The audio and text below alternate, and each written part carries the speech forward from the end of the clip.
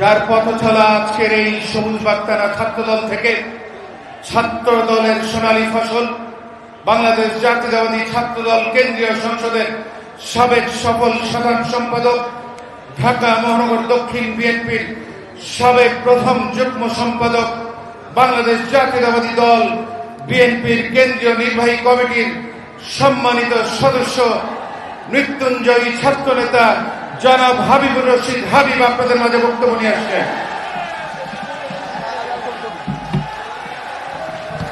বিসমিল্লাহির রহমানির রহিম।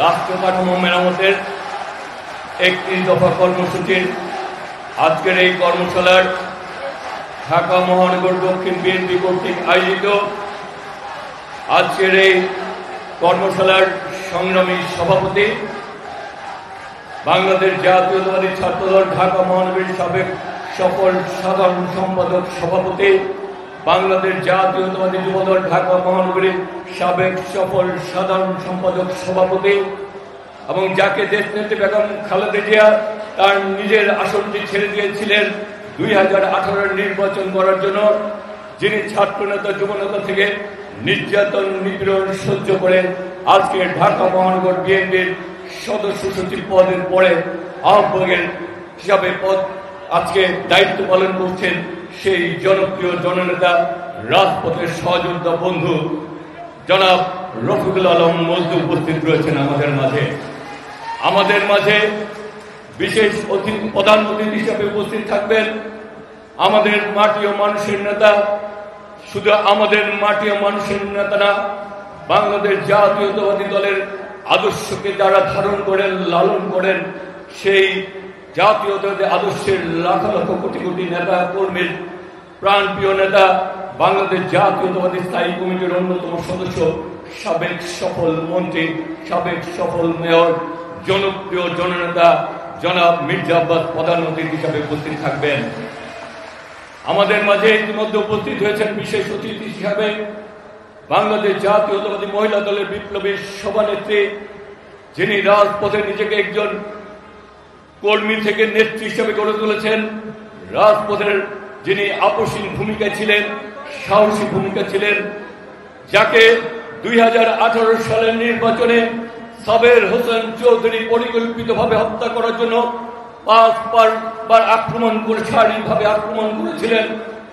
সেই সময় তার পাশে থাকা হাজার হাজার নেতা কর্মীকে কারারুদ্ধ করেছিলেন এই সাবের হোসেন চৌধুরী, যাকে আহত করতে চেয়েছিলেন, মেরে ফেলতে চেয়েছিলেন, যাকে আমরা ঢাকা নয় জনতার সংসদ সদস্য হিসেবে জানি, যিনি আমাদের সুখে দুঃখে পাশে থাকেন, আমাদের সে প্রাণপ্রিয় ভাবে আজকের এই কর্মশালার বিশেষ অতিথি আমাদের প্রিয় ভাবে মিসেস আফরোজা আব্বাস। আমাদের মাঝে বিশেষ অতিথি হিসেবে উপস্থিত হয়েছেন যাদের স্বাধীনতায় অংশগ্রহণের মাধ্যমে, যারা সশস্ত্র সংগ্রাম করে আমাদেরকে লাল সবুজের পতাকা দিয়েছিল, আমাদেরকে দিয়েছিল স্বাধীনতা, যিনি একজন সুবক্তা এবং একজন বীর মুক্তিযোদ্ধা, যাকে আমরা শুধু সাদেক ভাই হিসাবে আমরা যাকে চিন্তা, একজন জনপ্রিয় মুক্তিযোদ্ধা হিসেবে, একজন সাহসী নেতা হিসেবে, মুক্তিযোদ্ধা দলের সাধারণ কেন্দ্রীয় কমিটির সাধারণ সম্পাদক আমাদের শ্রদ্ধাভাজন বড় ভাই জনাব সাদেক খান আজকে এখানে বিশেষ অতিথি হিসেবে উপস্থিত রয়েছেন।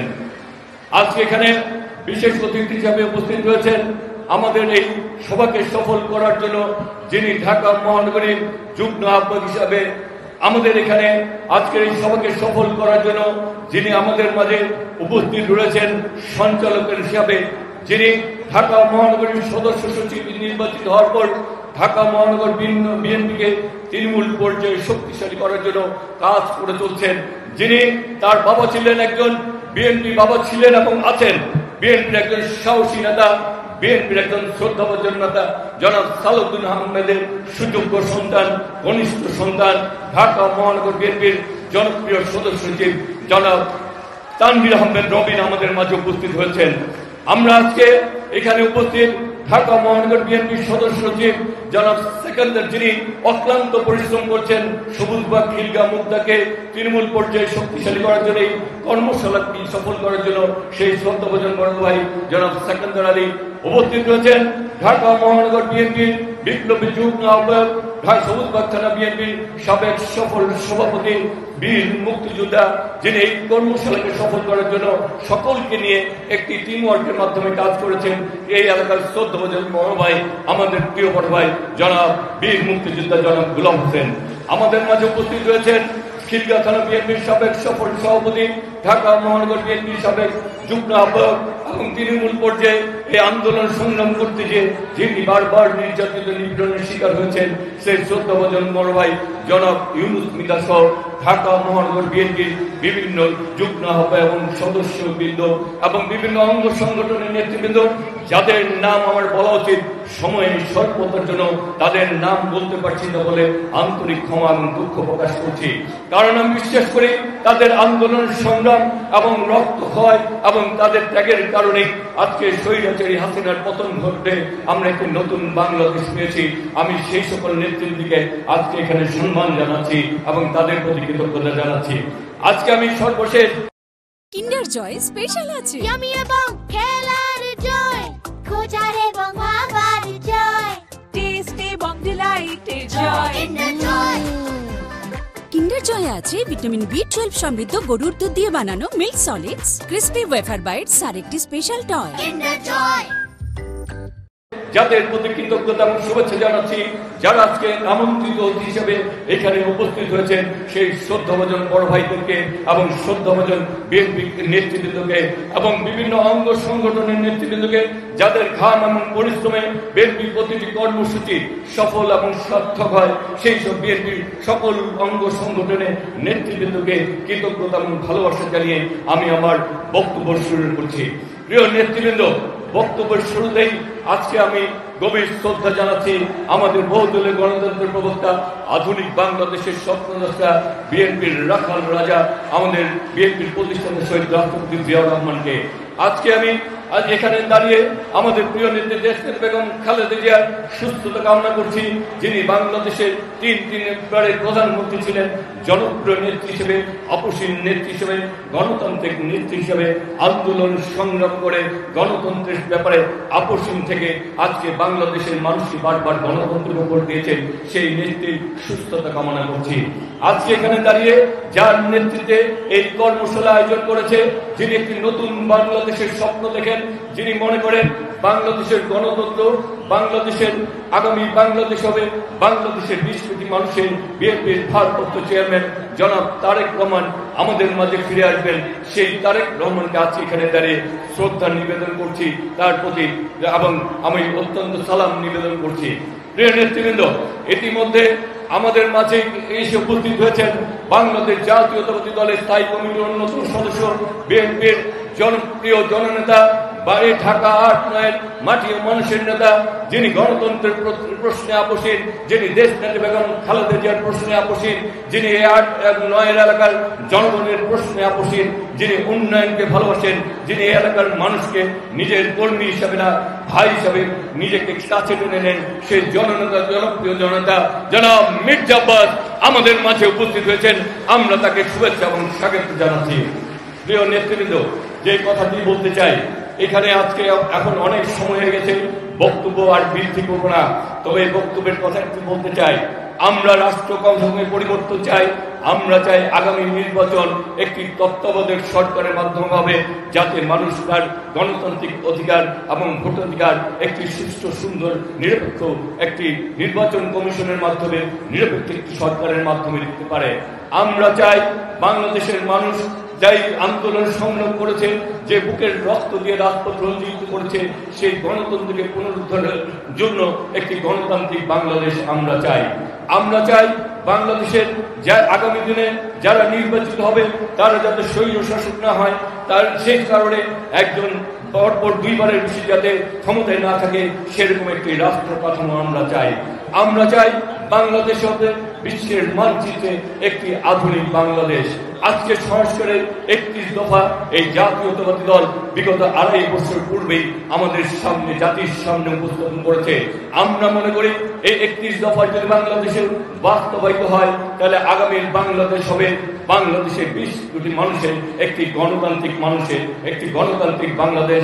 সেই বাংলাদেশে মানুষ তার মৌলিক স্বাধীনতা পাবে, গণতান্ত্রিক স্বাধীনতা পাবে, ভোটাধিকার পাবে, কথা বলার অধিকার পাবে এবং সকলের অধিকারের মাধ্যমে একটি সুস্থ সুন্দর বাংলাদেশ বাস্তবায়িত হবে। আজকে এখানে আমরা বলতে চাই, আজকে শুধুমাত্র আমরা 31 দফা, আমাদের নেতা তারেক রহমান বলছে আমরা শুধু 31 দফার বাস্তবায়ন চাই না, আমরা চাই বাংলাদেশের মানুষ যাতে দ্রব্য মূল্যের অসহনীয় যাত্রা করলে না পড়ে।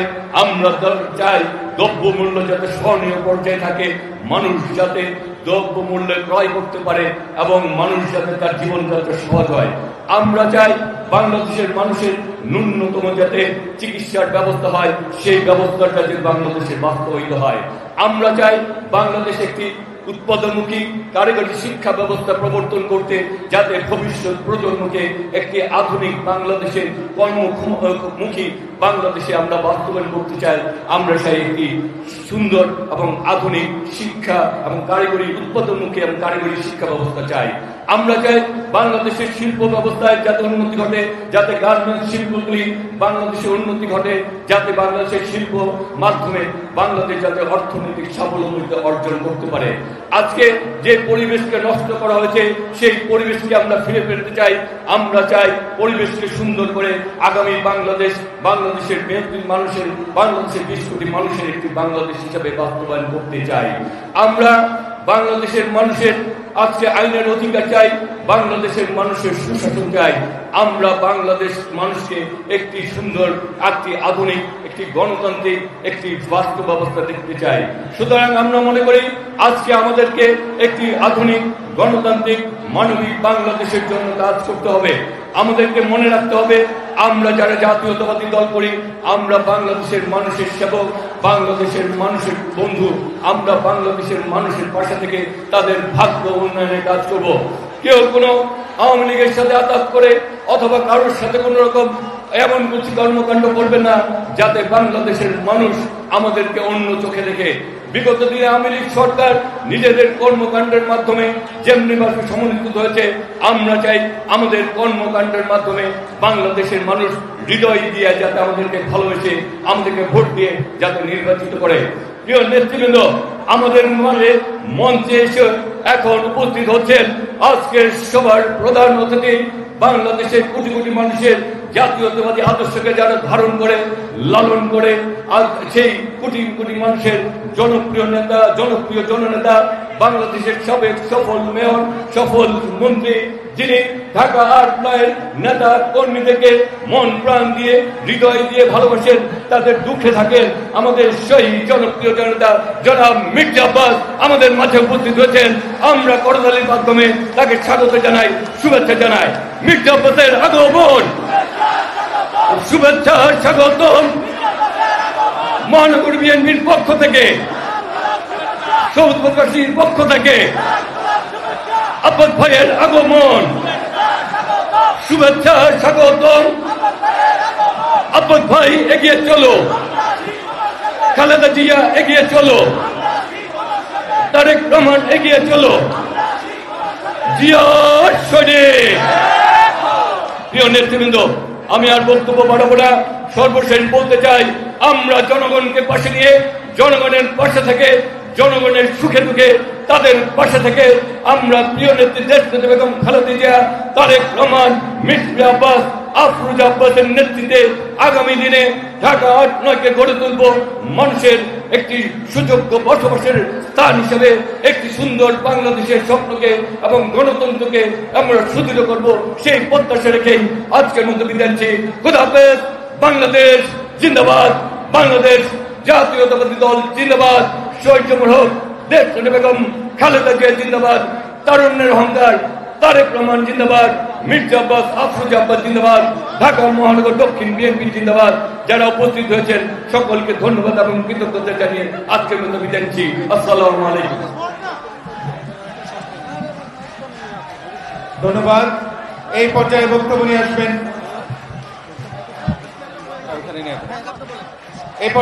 নিয়ে আসবেন যিনি নারী সমাজকে নিয়ে কাজ করেন, নারী সমাজের অধিকার নিশ্চিত করতে বাংলাদেশ জাতীয়তাবাদী মহিলা দলকে সুসংগঠিত করার লক্ষ্যে বাংলাদেশের এক প্রান্ত থেকে অপর প্রান্তে ঘুরে বেড়াচ্ছেন বাংলাদেশ জাতীয়তাবাদী মহিলা দলের কেন্দ্রীয় কমিটির সংগ্রামী সভানেত্রী, ঢাকা ৯ আসনের কান্ডারি, যিনি 2018 সালে নির্বাচনে জয়ী হয়েছিলেন এবং খুনি হাসিনা যার বিজয় ছিনিয়ে নিয়েছিলেন, যিনি কোন ঢাকা শহরবাসী বিশেষ করে বাংলাদেশ জাতীয়তাবাদী দলের প্রত্যেকটা নেতাকর্মীর বিপদে আপদে সবার আগে ছুটে বেড়ান সংগ্রামী সভানেত্রী আফরোজা আব্বাস আপনাদের মাঝে বক্তব্য নিয়ে আসছেন।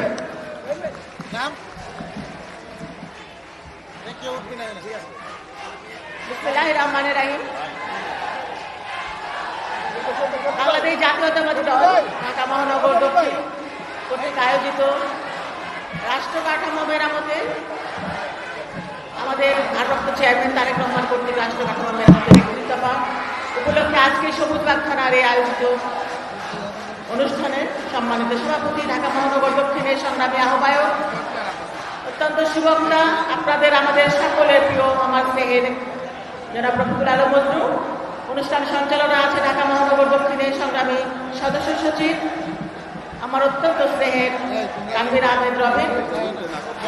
আজকের অনুষ্ঠানের প্রধান অতিথি বাংলাদেশ জাতীয়তাবাদী দলের স্থায়ী কমিটির অন্যতম সদস্য, এই এলাকার মাটি ও মানুষের নেতা যারা মির্জা আব্বাস, মঞ্চে উপবিষ্ট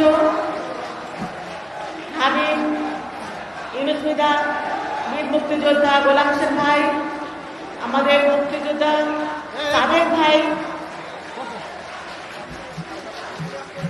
আমাদের সিকান্দার ভাই, মনির ভাই।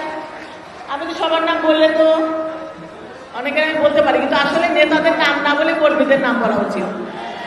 নেতাদের নাম সবাই বলে, কিন্তু যারা আমাদের পাশে সবসময় সাহসিকতার সাথে বলিষ্ঠ ভূমিকা রাখে, সেই যে তারা তো নেতার চেয়ে বড় নেতা, তাদেরকে আমরা বলে যাই, আসলে বলা উচিত তাদেরই নাম।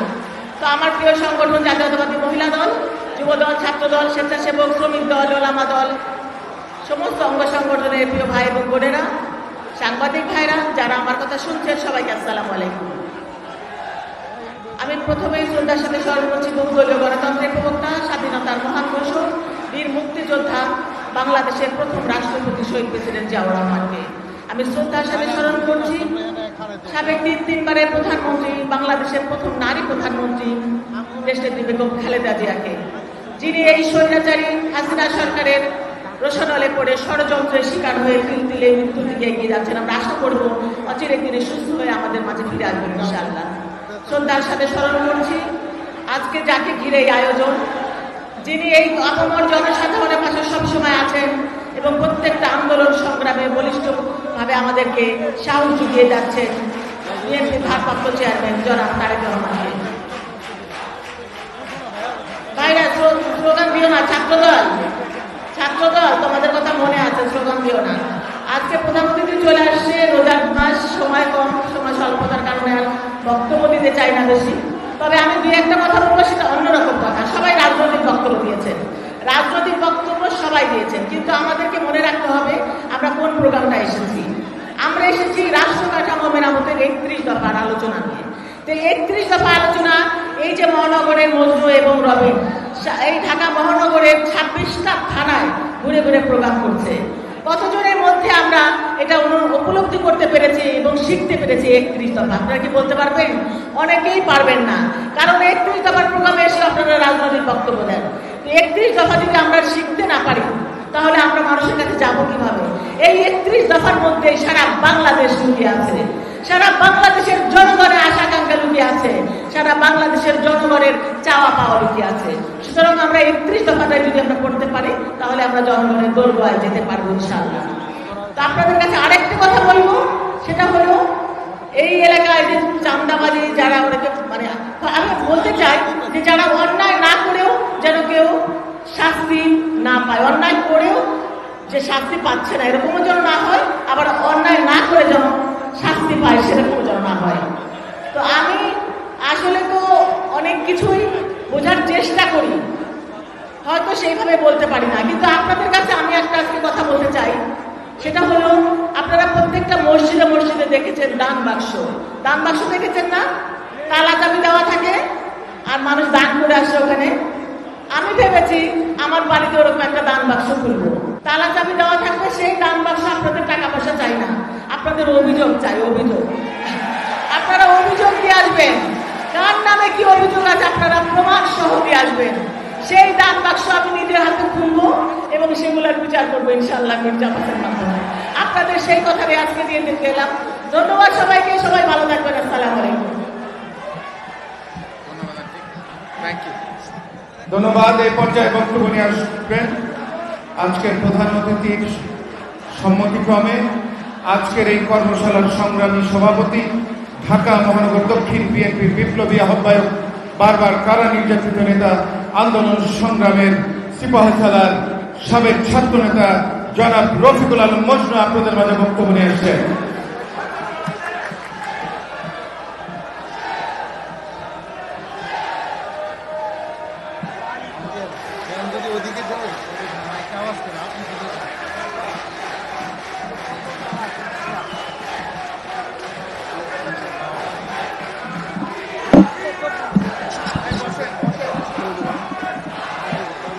ফারুক ফারুক হ্যাঁ ফারুক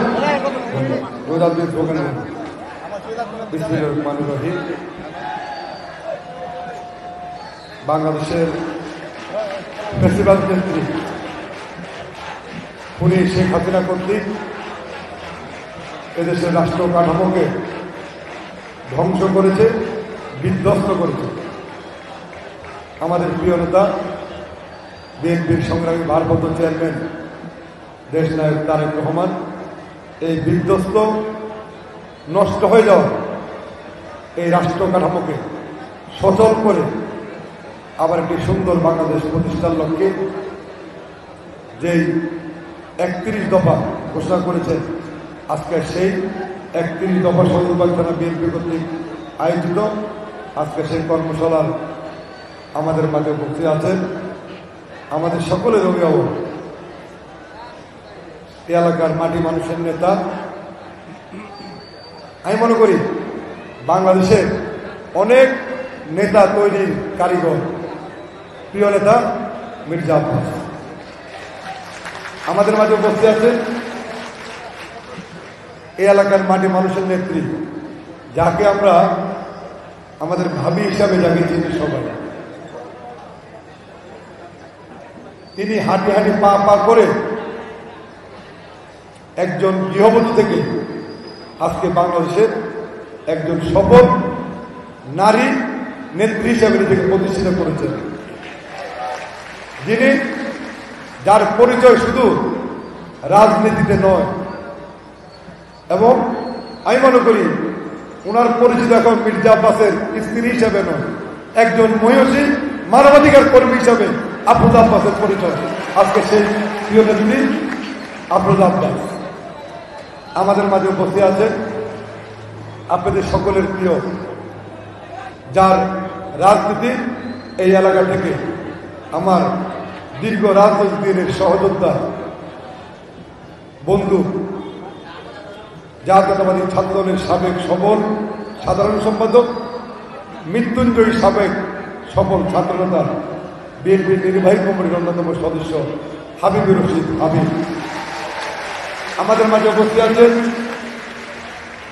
এই ঢাকা মহানগর দক্ষিণ বিএনপিকে সুসংগঠিত গতিশীল করার জন্য যেই মানুষটি সবসময় আমরা একসঙ্গে এই মহানগরের শক্তিশালী করে কাজ করছি, অত্যন্ত আমার অত্যন্ত প্রিয় এবং দলের ত্যাগী কর্মী তানভীর আহমেদ রবি আমাদের মাঝে উপস্থিত আছেন। অঙ্গ সংগঠনের নেতৃবৃন্দ, এই এলাকার আপনাদের প্রিয় ব্যক্তিত্ব বীর মুক্তিযোদ্ধা গোলাম হোসেন, আমাদের আরেক বড় ভাই বীর মুক্তিযোদ্ধা সাদেক খান, যিনি এই এলাকাকে এই কর্মশালা সুন্দর করার জন্য পরিশ্রম করেছেন আমাদের মহানগর দক্ষিণ বিএনপির যুগ্ম আহ্বায়ক খন্দকার সেকান্দার গাজী, আমাদের মনির হোসেন ফারুক ভাই সহ উপস্থিত নেতৃবৃন্দ, আপনাদের সকলকে মহানগর বিএনপির পক্ষ থেকে শুভেচ্ছা জানাচ্ছি, অভিনন্দন জানাচ্ছি। আজকে বক্তব্য আব্বাস ভাই রাখবেন। যেহেতু রমজান মাস, আপনারা অনেকক্ষণ কষ্ট করছেন, আমাদেরও শারীরিকভাবে আমরা অসুস্থ, দুর্বল একটু। আমি দুই একটা কথা শুধু বলবো। 31 দফা সম্পর্কে আমাদের সবাই বলেছেন, বক্তারা বলেছেন। আমি কিন্তু 31 দফা সম্পর্কে বলবো, একটি সুন্দর বাংলাদেশ এদেশের মানুষ কিন্তু উপহার দিতে চাই। আর আমরা যদি চাই আগামী দিনে খুনি হাসিনার মতো কোনো স্বৈর শাসক বাংলাদেশে আর জন্ম নিবে না, কোনো ফ্যাসিবাদ বাংলাদেশের জন্ম নিবে না, কোনো ক্ষমতা লোভী নারী বাংলাদেশে জন্ম নিবে না। তাহলে এই 31 দফার প্রচলন প্রত্যেকটি ঘরে ঘরে আমাদের শুরু করতে হবে, তাহলে আমরা 31 দফার সুফল পাব। আর আমাদের নেতা আব্বাস ভাই এই সম্বন্ধে কিছু বলবেন। আমি আর একটা কথা বলতে চাই, বিএনপির নেতা কর্মীরা 17 বছর এই আন্দোলন সংগ্রাম করে আমি মনে করি যারা বিএনপির সাচ্চা কর্মী তারা খাঁটি সোনায় রূপান্তরিত হয়েছে। আর এই মধুজির, সবুজবাগ, খিলগাঁও, পল্টন, এই যে 8 এবং 9 জেলা নির্বাচনী এলাকা, আমি মনে করি এটা আমাদের একটি পরিবার, এটা আমাদের একটি পরিবার। এখানে আমরা কখনো কাউকে ভেদাভেদ করি না, মনে করি আমরা একটি ঘরের মানুষ। আমরা ছোটকাল থেকে, আমরা যখন ওয়ার্ড ছাত্রদল করি তখন থেকে আমরা আমাদের এই নেতার পাশে থেকে আমরা রাজনীতি শিকার আমরা সুযোগ পেয়েছি। ইনশাল্লাহ আমরা রাজনীতি শিকার চেষ্টা করেছি সুন্দরভাবে, যাতে আমাদের কারণে আমাদের নেতার বদনাম না হয়, আমাদের দলের বদনাম না হয়। আমরা কিন্তু সেইভাবেই চলার চেষ্টা করেছি। আজকে এই 5 তারিখের পরে বিশেষ করে খিলগাঁও ভিত্তিক এই সবুজ ভাইয়ের কিছু নাম এলাকায় কিছু নব্য বিএনপির সৃষ্টি হয়েছে।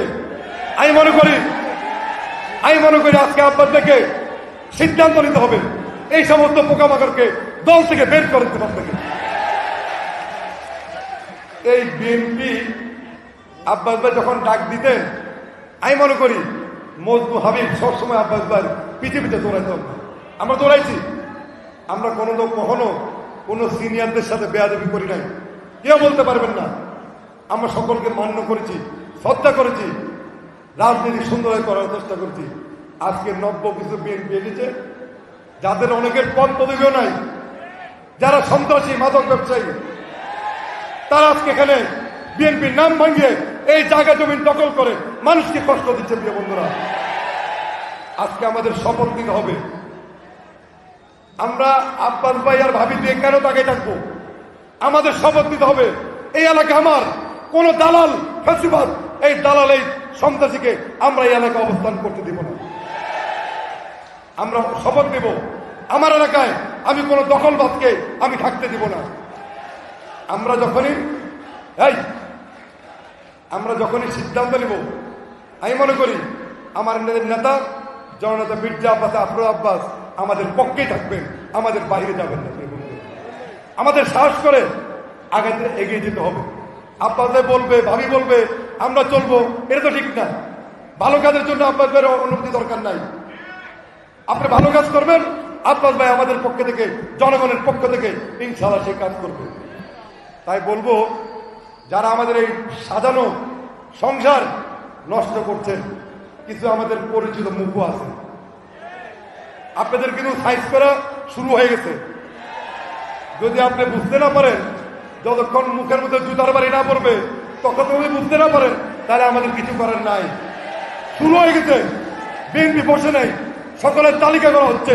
ইনশাল্লাহ এই সমস্ত নব্য বিএনপিদেরকে এই বিএনপি করার কোনো সুযোগ দেওয়া হবে না।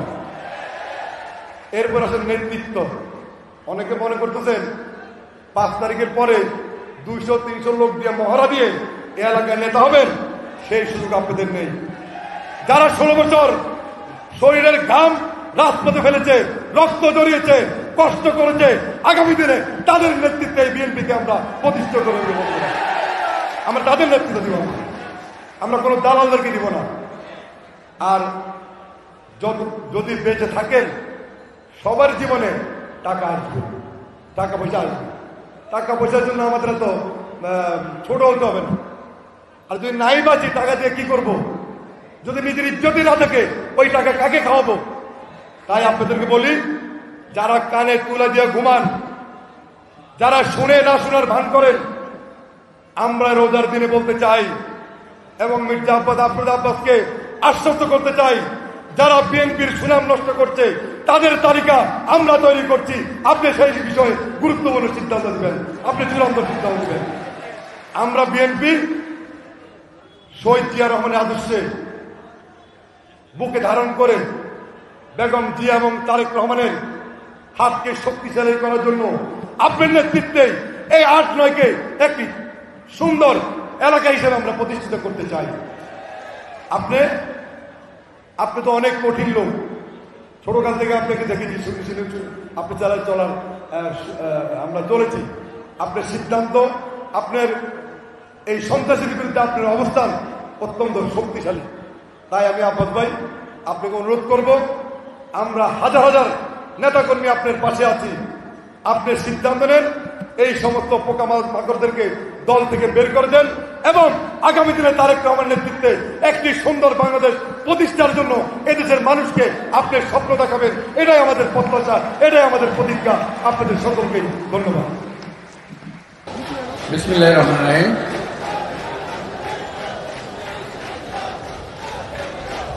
এই তোমরা থামো, থামো থামো থামো।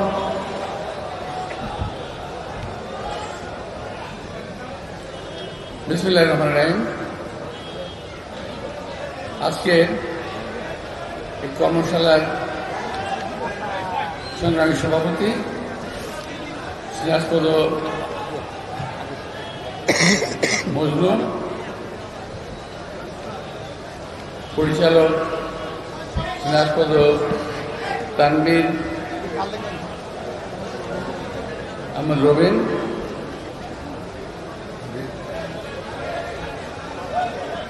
আমার সামনে উপস্থিত ভাই বোনেরা এবং অনেক দূর থেকে যারা শুনছেন, বিভিন্ন এলাকার বাসাবো মাদার টেক সহ বিভিন্ন এলাকার বাড়ি থেকে যারা শুনছেন, আমার ভাই বোনেরা, আমি প্রথমে ক্ষমা চেয়ে নিচ্ছি। আমাদের এই অনুষ্ঠানের অর্থাৎ এই প্যান্ডেলের বাইরে অনেক দূর থেকে যারা মাইকের আওয়াজ শুনে অতিষ্ঠ হয়ে গেছেন,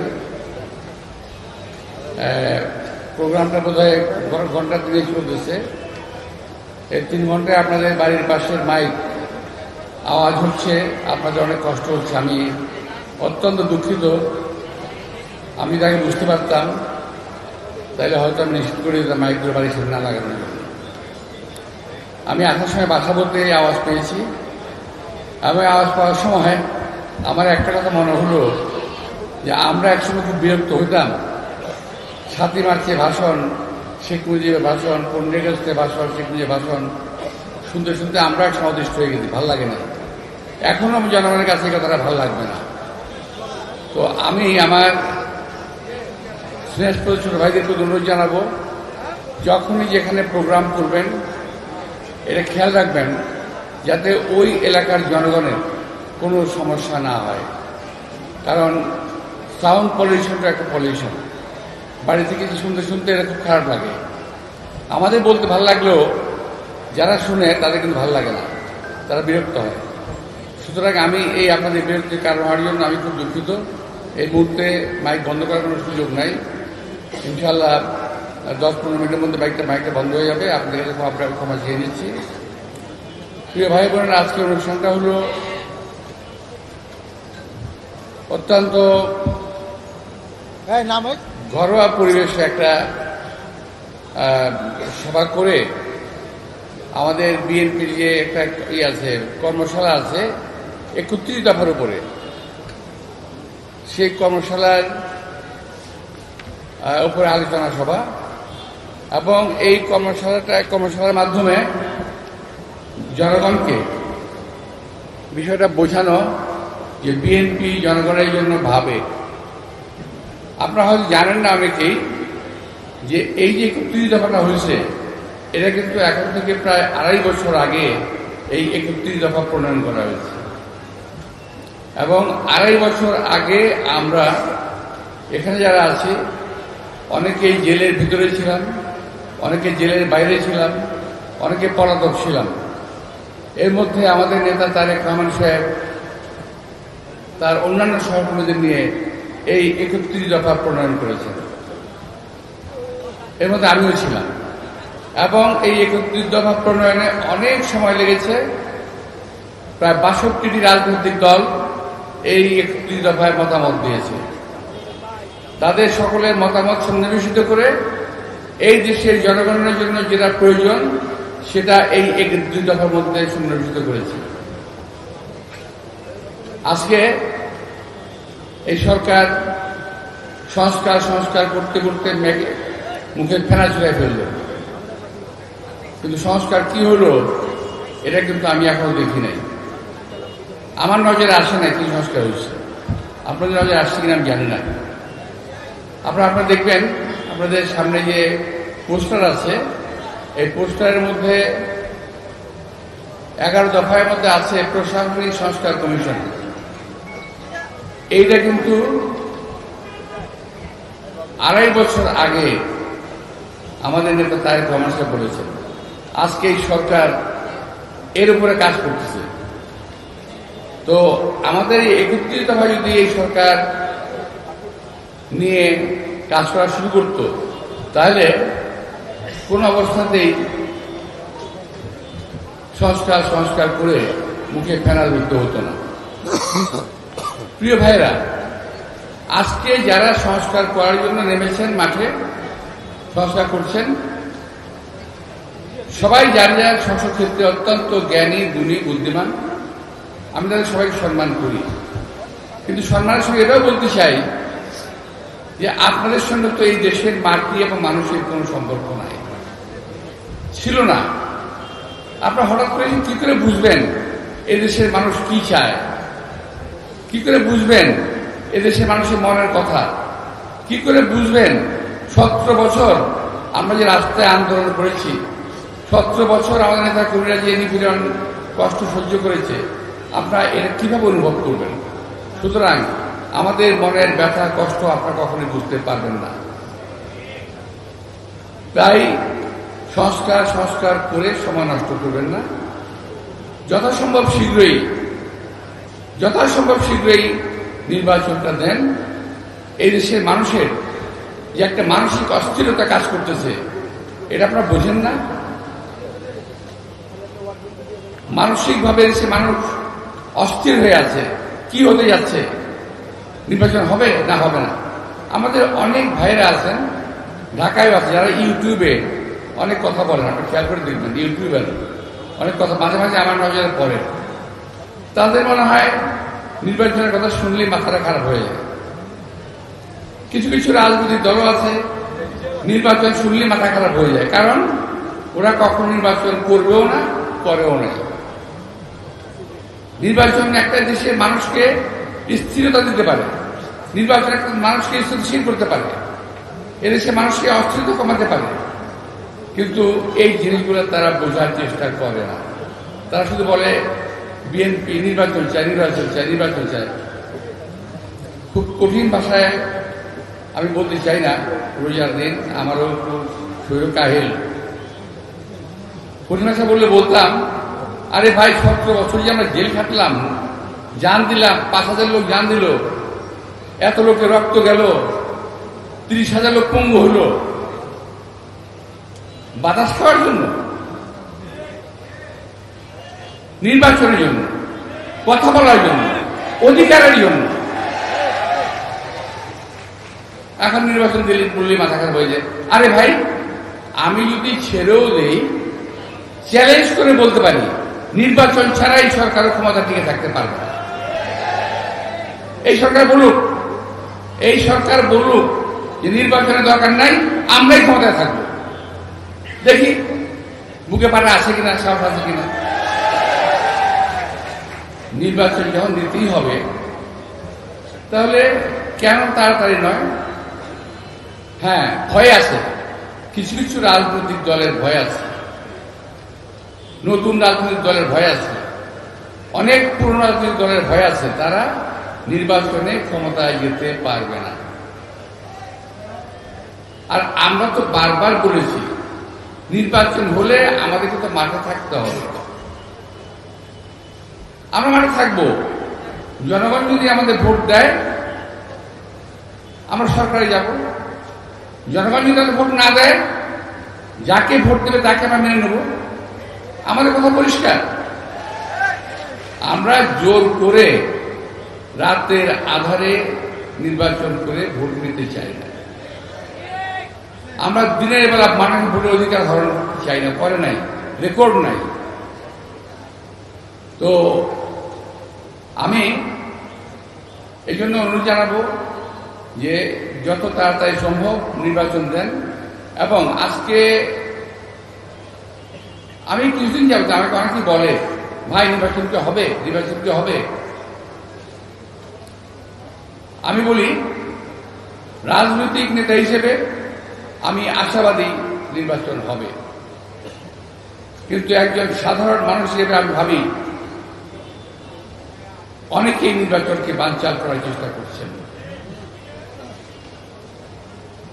অবশ্যই এই সরকার হোক কিংবা অন্য সরকার হোক কিংবা অন্য লোক হোক, আমরা কিন্তু যুদ্ধ করতে করতে এখানে এসেছি। আমরা কিন্তু বাতাসে ভেসে কচুরি বানানোর মতো এই আজকে অবস্থানে আসি না। যেই আসবে, যেই ফ্যাসিস্ট সরকার আসবে, যেই সরকারি ফ্যাসিস্ট হবে তাকেও আমরা ছাড় দিয়ে কথা বলবো না। আমি আপনাদের সঙ্গে এখানে যারা আছেন, আমাদের ছেলেপেলে যারা আছে এখানে, তাদের অনেকের বাপ চাচাদের সঙ্গে আমি রাজনীতি করেছি। আল্লাহ আমাকে বাঁচিয়ে রেখেছেন এ পর্যন্ত। আমি এখন টিকে আছি। আমি অনেক দেখেছি, আর বেশি কিছু দেখতে চাই না। আমরা দেখতে চাই এই দেশের মানুষ একটা ভোট দিতে পেরেছে শান্তিমতো। বিএনপি এই দেশের মাটি মানুষের দল। বিএনপি দেশনেত্রী বেগম খালেদা জিয়ার হাতে পালিত একটি দল। বিএনপি জিয়া রহমানের হাতে প্রতিষ্ঠিত একটি দল। এই দলকে অনেকের মানতে কষ্ট হয়। আমার দুঃখ নাই আওয়ামী লীগ বিএনপিকে মানতে চায় না, এটা দুঃখ নাই, কিন্তু এখন অনেকেই বিএনপি ভালো দেখতে চান না। কালকে আমার সামনে আছে, আমার ফোনের মধ্যে আছে, দেখলাম বাংলাদেশের একজন, গতকাল পর্যন্ত আমি তাকে বলতাম শ্রদ্ধেয় আলেম, আজকে তাকে আমি আলেম বলবো তো শ্রদ্ধেয় বলবো না। কারণ তিনি শহীদ রাষ্ট্রপতি জিয়া রহমান, দেশনেত্রী বেগম খালেদা জিয়া, তারেক রহমান সম্পর্কে উদ্ভট সব কথা বলেছেন ফেসবুকে। ওনারা বলেছেন যে বিএনপির সময়ে বিভিন্ন ভবন করে অনেক দেশের অনেক লুটপাট চাঁদাবাজি করা হয়েছে ইত্যাদি ইত্যাদি বলা হয়েছে। আগে তো বলছে মিয়াজের ফজল করে চরমনায়। আমি আশ্চর্য হয়ে যাই, একজন লোক, অবশ্যই লোকের সঙ্গে আশ্চর্য কিছু নাই, উনি বরাবর আওয়ামী লীগের সমর্থন করেছেন। ফেসবুকে যেটা আছে সেখানেও তিনি আওয়ামী লীগকে সমর্থন করেছেন। আমি ওনাকে চ্যালেঞ্জ করে বলতে চাই, ওই সময়ে যারা বিএনপি সম্পর্কে লম্বা লম্বা বাজে বাজে কথা বলছেন, আপনি যার সুর তুলে কথা বলেছেন গতকাল, ওই সময় আপনারা কনসার্টেড ওয়েতে, অর্থাৎ ওই যে বাজনার তালে তালে সবাই মিলে বিএনপিকে কলুষিত করার চেষ্টা করেছিলেন। তার ফলশ্রুতিতে ১-১১ হয়েছিল এবং আওয়ামী লীগ বলেছিল আমরাই এনেছি একা গেল, মনে আছে আপনাদের? উনি বলছেন তারেক রহমান সম্পর্কে, উনি বলছেন দেশনেত্রী বেগম খালেদা সম্পর্কে, উনি বলছেন বিএনপি সম্পর্কে। আর আমি বলতে চাই, চ্যালেঞ্জ করে বলতে চাই, আমি এখন একটা মিটিংয়ে যাব ইফতারপার্টিতে, ওখানে বলবো, মনে একটা পাবো এখন। আমি বলতে চাই যে বিএনপি সম্পর্কে যে সমস্ত কথাবার্তা বলা হয়েছিল, লেখা হয়েছিল, তা যে 100% মিথ্যা ছিল, এইটা বাংলাদেশের কোর্ট থেকে প্রমাণিত হয়ে গেছে। দেশনেত্রী বেগম খালেদা জিয়া সকল অপরাধ থেকে মুক্তি পেয়েছেন, তারেক রহমান সকল অপরাধ থেকে মুক্তি পেয়েছেন, শহীদ রাষ্ট্রপতি জিয়া রহমানের সকল কার্যক্রম স্বীকৃতি পেয়েছে। সেই দিন শহীদ রাষ্ট্রপতি জিয়া রহমানের যে পদক ছিনে নেওয়া হয়েছিল সেটা ফেরত দেওয়া হয়েছে। কেন? অর্থাৎ বিএনপি ছিল নির্দোষ, বিএনপি ছিল নিষ্কলুষ, কিন্তু বিএনপিকে কালে মিলিত করা হয়েছিল। সকলে মিলে, অনেক রাজনৈতিক দল, অনেক ষড়যন্ত্রকারী, দেশি এবং বিদেশি ষড়যন্ত্রকারীরা মিলেই এই অপকর্মটা করেছিল। এবং মাওলানা ফজলুর রহমানের মুখে ওই কথাটাই প্রকাশ পেয়েছে, বিদ্বেষমূলক কথাবার্তা, বিদ্বেষ। অর্থাৎ বিএনপিকে তারা দেখতে চায় না, বিএনপিকে দেখতে চান না। আপনার ক্ষমতায় আসবেন, আসেন না ভাই, ইলেকশনে আসেন না, অসুবিধা কি? জনগণ ভোট দিলে আপনারা আসবেন ক্ষমতায়। সুতরাং পত্র পত্রিকায় আলেম নাম নিয়ে মানুষ সম্পর্কে কোনো মিথ্যা কথা বলবেন না। আপনাকে তো নিজেরাই বলেন গীবত ছড়ানো পাপ, রোজা রেখে মিথ্যা কথা বলা পাপ, সব নিজেরাই বলেন। কিন্তু কেন এই কথাগুলো বললেন? ফেসবুকে আসছে লক্ষ লক্ষ লোক সাক্ষী যে আপনারা মিথ্যা কথা বলেছেন, আপনি যে সাক্ষী মিথ্যা কথা বলেছেন, আমার ফোনের মধ্যে রেকর্ড করা রয়ে গেছে। তো প্রিয় ভাইরা, তো বিএনপির বিরুদ্ধে যুগে যুগে শত্রুর জন্ম হয়েছে। যারা শহীদ রাষ্ট্রপতি জিয়া রহমানকে হত্যা করেছে, যারা বিএনপিকে ধ্বংস করার চেষ্টা করেছে, যারা ১/১১ এনেছে, যারা দেশনেত্রী বেগম খালেদা জিয়াকে হত্যা করার চেষ্টা করেছে। সুতরাং আজকে বিএনপির নামে অপবাদ দেওয়া হচ্ছে, বিএনপি থেকে সব চাঁদাবাজ হয়ে গেছে। আমার কথা খুব পরিষ্কার, বিএনপির মধ্যে যদি চাঁদাবাজ কেউ থাকে, দখলদার কেউ যদি থাকে, থাকতে পারে, বিএনপি ফেরেশতার দল না, থাকতে পারে। যদি থাকে, আপনার দয়া করে থানায় একটা ডায়েরি করবেন, আমাকে একটা কপি দেবেন। থানায় পুলিশকে বলে আমাকে একটা কপি দেবেন। থানায় বলতে না পারেন, আমাকে সরাসরি কাগজে কলমে লিখে দিবেন, আমি ইনশাল্লাহ এটার ব্যবস্থা নেব। আপনি মনে রাখবেন, এই এলাকা থেকে আমি নির্বাচন করেছি 91 সালে। এলাকার লোক আমাকে বিপুল ভোটে ভোট দিয়ে জয়যুক্ত করেছিল। কি কারণে? আমার বয়স তো খুব কম ছিল, আমার বয়স কম ছিল তখন। কি কারণে ভোট দিয়েছিল? যে কারণ আমি এলাকার মানুষের মন জয় করতে পেরেছিলাম। আমি কোনো চাঁদাবাজদের প্রশ্রয় দেই নাই, কোন লুটেরা গুন্ডাদের প্রশ্রয় দেই নাই। বিএনপি কোন চাঁদাবাজ লুটেরা বদমাইশদেরকে প্রশ্রয় দেয় না, দিবেও না। এখন যদি কেউ করে, সেই আওয়ামী লীগ তো আছেই, সঙ্গে নতুন একটা দল জুড়েছে আবার। তাদের নাম কেউ মুখে আনে না, কারণ ভাসুরের নাম মুখে নিতে হয় না, বুঝছেন না? কিছু দল জুড়ছে। ভদ্র ভাষায় বলি, একটা খারাপ ভাষা আছে, খারাপ ভাষায় বলি না, ভদ্র ভাষায় বলি। সকল পাখি তো মাছ খায়, তাই না? নাম হয় মাছ রাঙা, মাছ রাঙলে মাছ খায়, মাছ খায় না। তো সবাই কিন্তু আগাম কুকাম যা করার করতেছে, শুধু বলে বিএনপি কথা। আমি পরিষ্কারভাবে বলতে চাই, সবাই যা করছে বিএনপি তার এক আনাও করতেছে না। বিএনপি চাঁদাবাজি করছে না, বিএনপি দখলদারি করছে না। যারা দুই একটা করছে তারা বিচ্ছিন্ন, তারা বিএনপি নয়, তারা বিএনপি নয়। আমি আবারও বলছি, তারা বিএনপি নয়। প্রিয় ভাই, প্রিয় এলাকাবাসী, পুরা এলাকার লোক শুনছেন, আমার এইটুকু কথা আপনারা শুনবেন। যদি কোনো বিএনপির নামে কেউ যদি আপনাদেরকে পত্র দিতে যায়, কেউ যদি আপনাদেরকে জ্বালাতন করার দুঃসাহ দেখায়, আমি মির্জা আব্বাস এখান থেকে বলে গেলাম, ইনশাআল্লাহ আপনাদের এটার প্রতিকার আমি করব। অযথাই কাউকে দোষারোপ করবেন না, এটা হলো আমার একটা অনুরোধ থাকবে। একটা ব্যাপার আছে, আমি তো স্থানীয় লোক, তো মান্ডা, মুগদা, মেরাদিয়া এই সমস্ত এলাকাতে, এই মাদারটেক, আমার আত্মীয় স্বজন আছে, অনেক আছে।